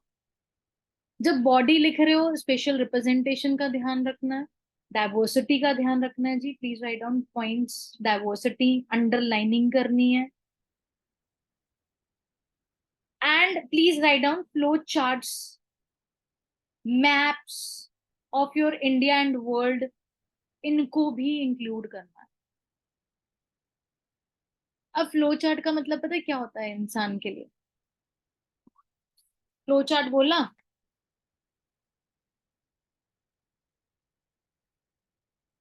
80% आप लोग जब अभी अभी भी तुम्हें बोल दूंगी ना, तुमने आज तक जो आंसर लिखे होंगे, अगर तुमने उसमें कभी भी फ्लो चार्ट बनाया तो हमेशा ऐसे ही होते हैं।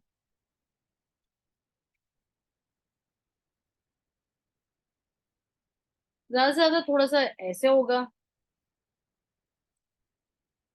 पर मेजोरिटी यही होता है। 80%, 90% यही तुम लोगों के फ्लो चार्ट है ना? Do you agree? ऐसे ही होते हैं। ये चीजें ना, मैंने जब मेंस के बच्चों के ना आंसर देखने शुरू किए, तो इतनी फ्रस्ट्रेशन होती थी कि एक जैसे ही फ्लो चार्ट आ रहे, ठीक है, सबने डालना शुरू किया, तो मैंने बताया कि बच्चे इतने अच्छे थे ना मेरे मेंस के, कि जो मैं चीज बोलती थी वो कभी नहीं ऐसे वापस मोड़ते थे। बहुत बच्चे मतलब कि अच्छे थे, उनको बोलना कुछ तो उस चीज को उन्होंने फॉलो करना। तो एक स्टेग्नेशन आ गई थी हमारी ना प्रोग्रेस में। तो स्टेग्नेशन में मैंने सबसे पहले ये रियलाइज किया कि सभी फ्लो चार्ट बना रहे हैं और सबके फ्लो चार्ट ऐसे ही हैं। But that was a point जब हम लोगों ने सोचा कि नहीं, अब हमें डाइवर्सिटी डालने की जरूरत है। उसके बाद हम लोगों ने बहुत डिफरेंट तरीके के फ्लो चार्ट बनाने शुरू किए।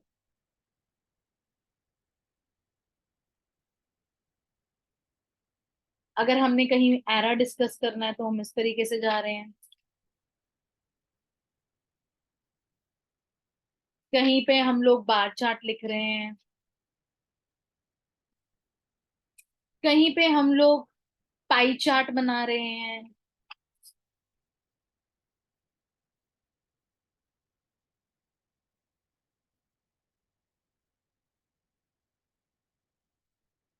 मैंने तो बच्चों को सिंपली ये बोलना भी शुरू कर दिया था कि अगर तुम्हारे पास 5 पॉइंट है तो हेक्सागन, ऑक्टागन, 3 पॉइंट्स है तो ट्रायंगल, 4 पॉइंट्स है तो स्क्वायर, ये भी करना शुरू कर दो।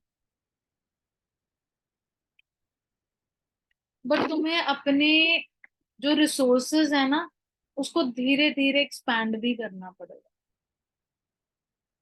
और फ्लो चार्ट में सबसे बड़ी एरर क्या होती है कि हम लोग पूरी पूरी लाइंस लिख रहे होते हैं फ्लो चार्ट में। ये कहाँ से आएंगे फ्लो चार्ट?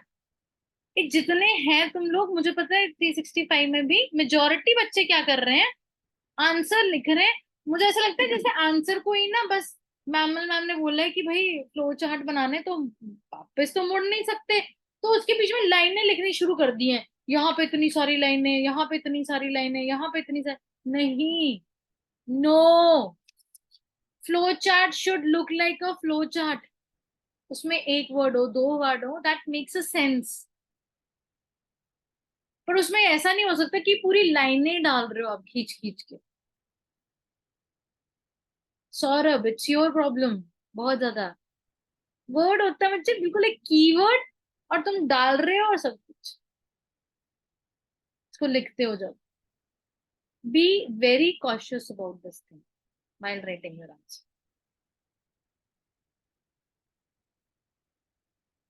अब दूसरी चीज, फ्लो चार्ट में लिखो जी, फ्लो चार्ट कैसे बनाने हैं। सबसे पहले different shapes, the second one is keywords only, not more than 2 words.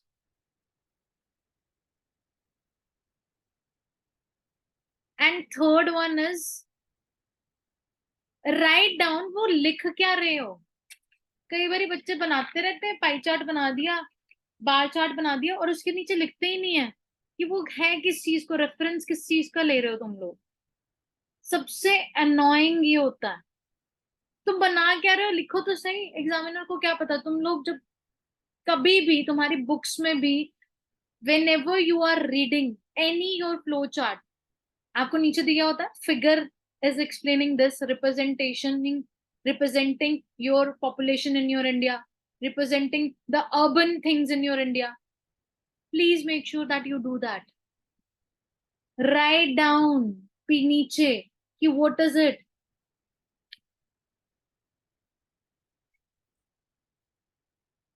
This is really important.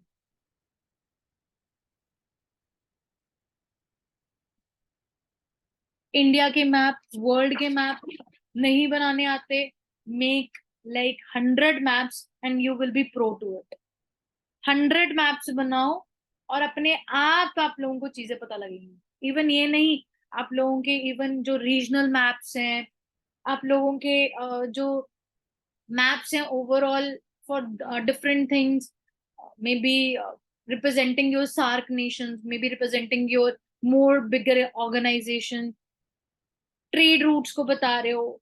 अगर आप एक स्पेसिफिक कोई एक सेगमेंट बताना चाहते हो, अगर आप पीसीएस लिख रहे हो, या बहुत सारे लोग डिफरेंट डिफरेंट स्टेट से आए हैं यहाँ पे, कोई यूपी लिख रहा है, कोई मध्य प्रदेश लिख रहा है, कोई तेलंगाना लिख रहा है, तो मेक श्योर कि आप वहां पे भी अपने ना मैप्स इंक्लूड करो, डिस्ट्रिक्ट वाइज भी करो। If you are writing your Punjab, then specifically उसके डिस्ट्रिक्ट्स बनाने शुरू करो कि उसका कैसे दिखती है, शक्ल कैसे दिखती है, फाजिल्का कैसा है, मोहाली कैसा है, एसएस नगर कैसा है, ये आपका लुधियाना कैसा है। इनकी भी शक्लें देखना, पहचानना शुरू करो। और स्पेसिफिकली ये आप लोगों के पीसीएस के लिए, स्टूडेंट्स के लिए है, और स्टेट के लिए है कि आप अपने स्टेट के मैप्स को भी आइडेंटिफाई करना शुरू करो। और यूपीएससी वालों, तुम्हें सारी स्टेट्स का एक ओवरऑल पैटर्न पता होना चाहिए कि नागालैंड कैसा है, झारखंड कैसा है, तेलंगाना कैसा है, केरला कैसा है, उसकी शक्ल पता हो। कई बार हमें वो स्पेसिफिकली वो स्टेट बनानी पड़ती है, representing may be your Western Ghats, may be some tiger reserve your showcasing, तो वहां पे इन चीजों पे वर्कआउट करो। अभी 365 में आप लोगों ने बनाने नहीं शुरू किए क्योंकि पॉलिटी चल रही थी, आई अंडरस्टैंड, बट नेक्स्ट मेरे ख्याल से आप लोगों का मॉड्यूल ज्योग्राफी का ही है। ज्योग्राफी में कभी भी कोई एक बच्चा एक आंसर लिख के आ रहा है, मेरी रिक्वेस्ट है कोई भी मुझे 2 या 3 से कम डायग्राम्स में नहीं देगा answer. Geography means all about diagrams and you have to make diagrams. ये मत सोचो ये तो पता ही होगा एग्जामिनर को, नहीं, you have to make that. हम ये सोच के नहीं बनाते कि यार एग्जामिनर को तो पता ही होगा ये यहाँ पे ऐसे, नहीं, एग्जामिनर तुम्हें देखना चाहता है कि तुम्हें पता है कि नहीं। So this is how you should write your body. Now let's jump to the conclusion part. Conclusion कैसा लिखना चाहिए जी everyone? Now is your conclusion time.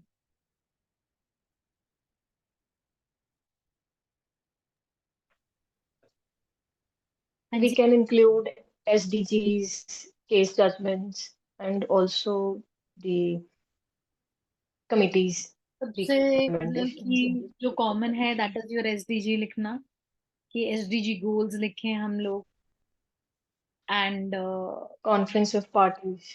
Cases.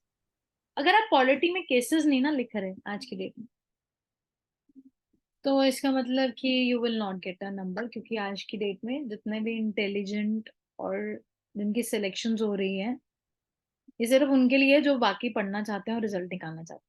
I am not bothered about everyone. मुझे पता है यहाँ पे बहुत लोग आए हैं जो टाइम पास करने आए हैं और बहुत सारे सेशंस है ना ऐसे ही, पर मैं सिर्फ उनके लिए स्पेसिफिकली बोल रही हूँ। वाकई में पता है ये जो हमारे केसेस है ना, ये लिखने कितने इंपॉर्टेंट है। केसेस लिखने का मतलब ये है कि you are actually just coming at par, क्योंकि सभी लिख रहे हैं आज की डेट में। If you are not writing it ना, तो आप एक लेवल नीचे हो। इनफैक्ट केसेस डालने शुरू करो ताकि उन तक आपका स्टैंडर्ड मैच हो और तुम कंपटीशन दे सको। SDG goals, sustainable development goals, your cases, your law commission, sometimes आपकी second ARC committee, planning commission, NITI Aayog, कोई कमेटी है आपकी, वे फॉरवर्ड के अंदर उनके सोल्यूशन लिखना बहुत इंपॉर्टेंट है।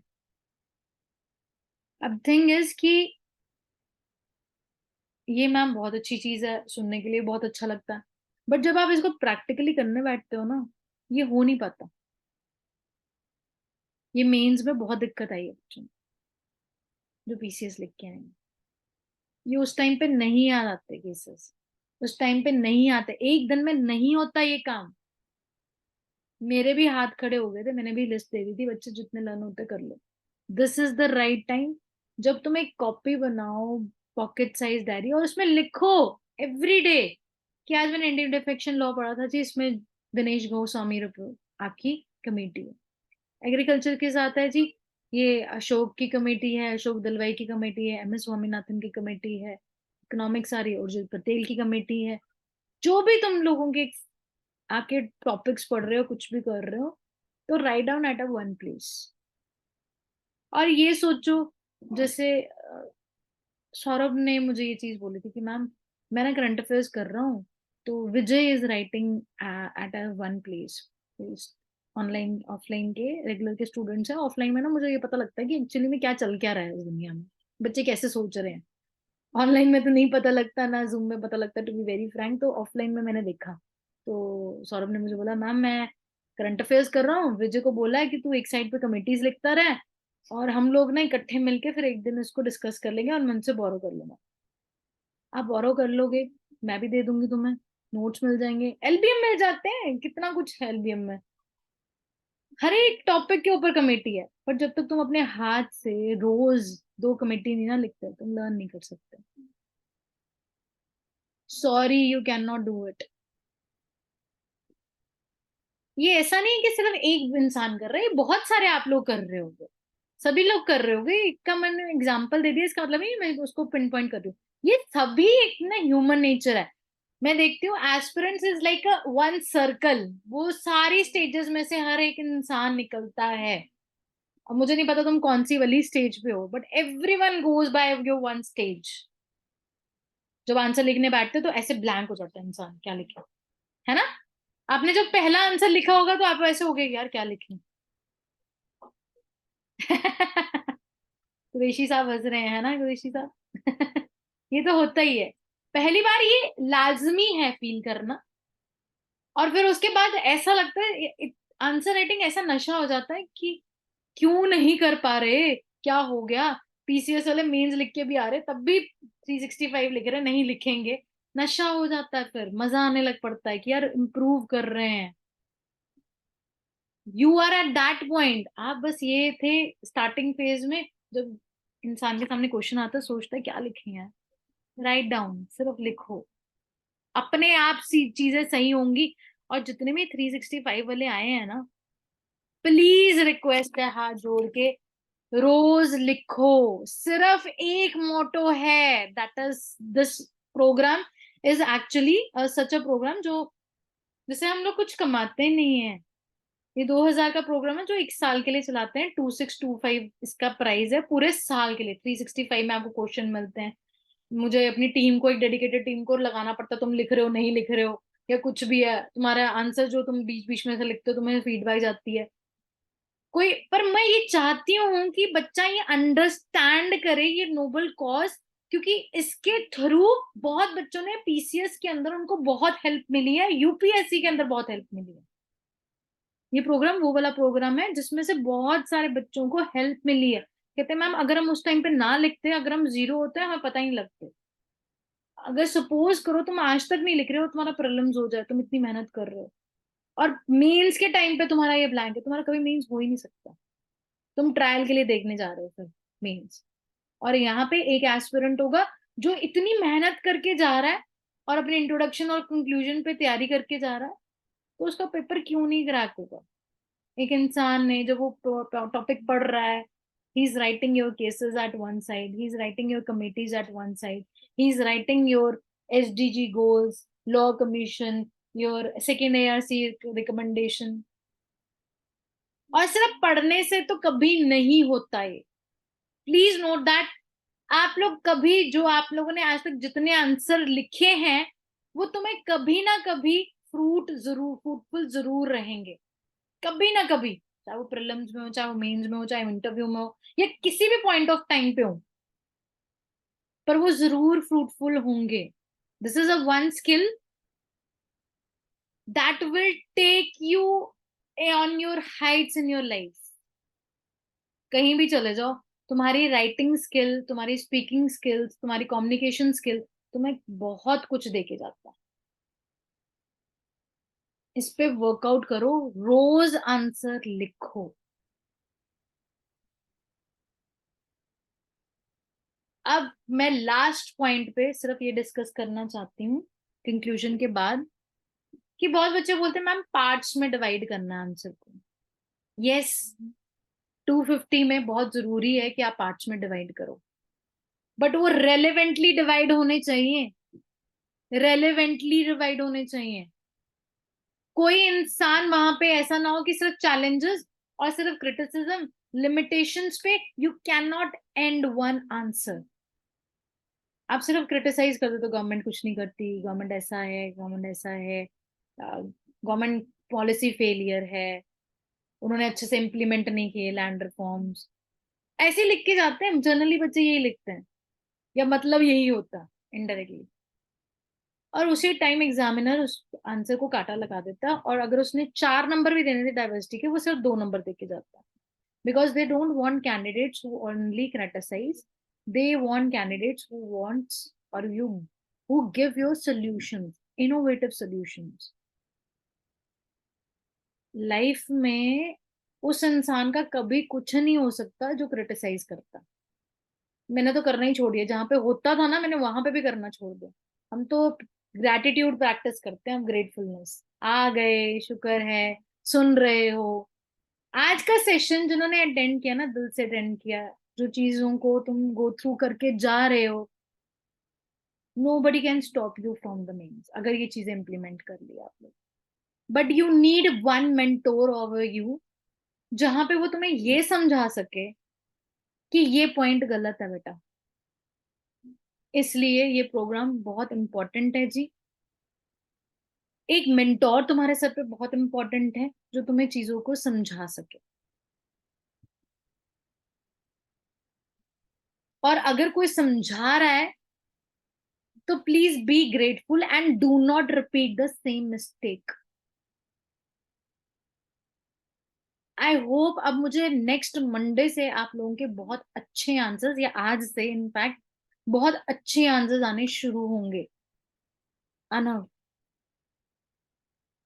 स्पेसिफिकली क्यों? क्योंकि मैंने फीडबैक नहीं दी, मुझे बहुत बुरा लग रहा था। मैंने फीडबैक नहीं दी क्योंकि मन ही नहीं कर रहा था पढ़ने को कि क्या क्या पढूं। ये नोट्स बनाए हैं, आंसर नहीं था। आज आंसर लिखोगे जब तुम इसको फॉलो करोगे। 3 लाइनों से ज्यादा लिखना ही नहीं। बॉडी के अंदर 2 लाइनों से ज्यादा लिखना ही नहीं। ज्यादा पार्ट्स की जगह डाइवर्सिटी डालने की कोशिश करनी है। Are you talking about the men? Are you talking about the women in the society? Are you talking about the vulnerable section, your infrastructure, may be the roads, the land reforms, may be the metals? जो भी topics चल रहे हैं तुम लोगों के class में या तुम आज तक पढ़ के आए हो एआई के through, history, geography, economy, polity, every topic you should give a broad aspect कि इन चीजों के साथ मैम ये इनकलकेट हो सकता। एक बच्चे ने वाटर पोल्यूशन पे आंसर लिखा था, आम पॉइंट्स लिख रहे थे। I still remember his name is Sharad, जिसने मेरे साथ पीसीएस लिखा है। उसने ना रिलीजियस रीजन भी डाला था उसमें, गणेश चतुर्थी। और वो एक पॉइंट था जब मुझे ऐसा हुआ, वाओ व्हाट अ पॉइंट। और मुझे आज तक याद है वो, देखो आज तक वो पॉइंट याद है। क्यों? क्योंकि वैसा किसी ने लिखा ही नहीं। आज तक भी ना इतने लोगों को ये वाटर के ऊपर एसेज देखती हूँ, सब कुछ पढ़ती हूँ, बट एक रिलीजियस एस्पेक्ट भी आया that actually touch my heart गया कि यार देखो कितनी सही चीज डाली है यार इंसान ने। तो you have to put your all focus on one side. And तुम लोगों को आज ये 13 पॉइंट्स हम लोगों ने जो डिस्कस किए हैं फटाफट से रिवाइज करके फिनिश ऑफ करते हैं and then we will take your doubts. Number 1 is your plain sheets. Plain sheets इस्तेमाल करनी है। रूल्ड शीट्स पे अगर किसी का आंसर आया मेरे पास, मैं चेक ही नहीं करूंगी। नंबर 2, मार्जिन्स नहीं छोड़े अगर तुम लोगों ने, मैं आंसर नहीं चेक करूंगी। नंबर 3, क्वेश्चन ऊपर लिखना है, दैट्स फॉर योर बेनिफिट, वो आपकी चॉइस है, that's your benefit. Number 4, that is your 150 words है, तो प्लीज ट्राई टू राइट, और इनफैक्ट आपको 101% 2 पेजेस पे लिखना है। वर्ड्स ऊपर नीचे अभी स्टार्टिंग में हो सकते हैं may be, but please 2 pages पे ही लिखना है।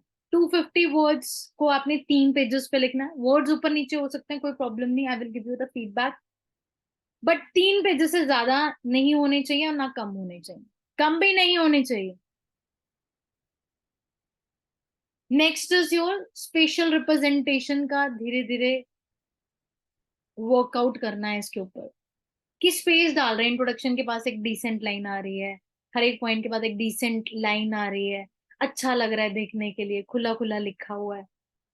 और ऐसा भी नहीं कि इतना खुला लिखा हुआ है कि यार चालू बन रहा है 80 वर्ड्स करने, तो balance, balance is the key. Next is daily answer लिखने हैं। Number 9, do not make your notes, right the answer. जो पूछा हुआ है एग्जामिनर ने उसको पैराफ्रेसिंग करके डब्बे में डाल के कि I am talking about the role और the prerequisites of this thing. मैंने बता दिया, चाहे बीच में मैं कुछ भी लिखूं, मुझे नहीं आता क्वेश्चन, बट मैं एक बार एड्रेस कर दिया कि आई एम राइटिंग दैट, फिर भी नंबर मिल जाएंगे उसके, पर ये लिखना जरूरी है। Next point is your introduction पे थोड़ी मेहनत किया करो, ऐसे ही मत लिख दिया करो हाफ हार्टेडली, थोड़ा सर्च आउट किया करो। आज ये टॉपिक आया है, इसके ऊपर अच्छा पॉइंट निकालें, इसके ऊपर अच्छा कंक्लूजन निकालें, कमेटी लिखें, ये लिखने जरूरी है। Please work on that. Next is your introduction में क्या लिखना है? That is your current affairs, context डाल सकते हो, कोटेशंस, डाटा, फैक्ट, कोई रिपोर्ट है, हंगर इंडेक्स, या कोई भी आपकी रैंकिंग है, हिस्ट्री का पॉइंट है, कहीं केसेस डिस्कस करना चाहते हो तो you can do it.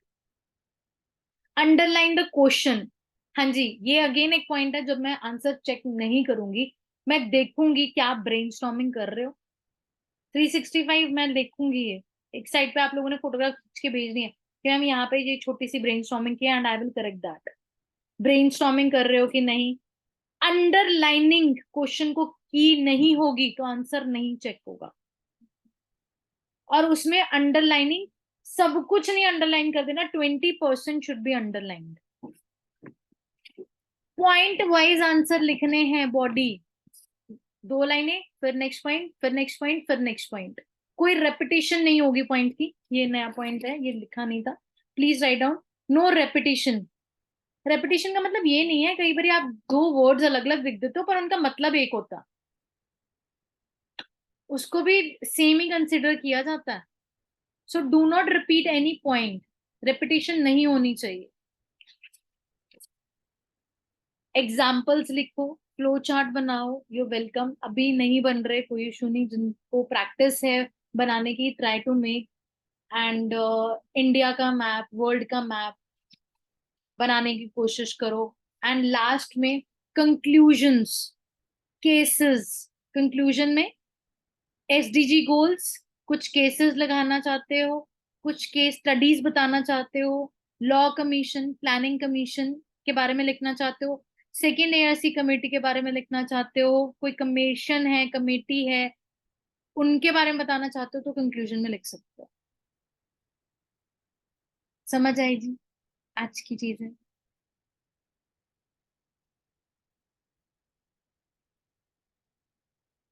Last point देखो, ऐसा है कि ना हर एक आपके सब्जेक्ट के टाइम पे इनकी स्ट्रैटेजी चेंज हो जाती है आंसर्स की।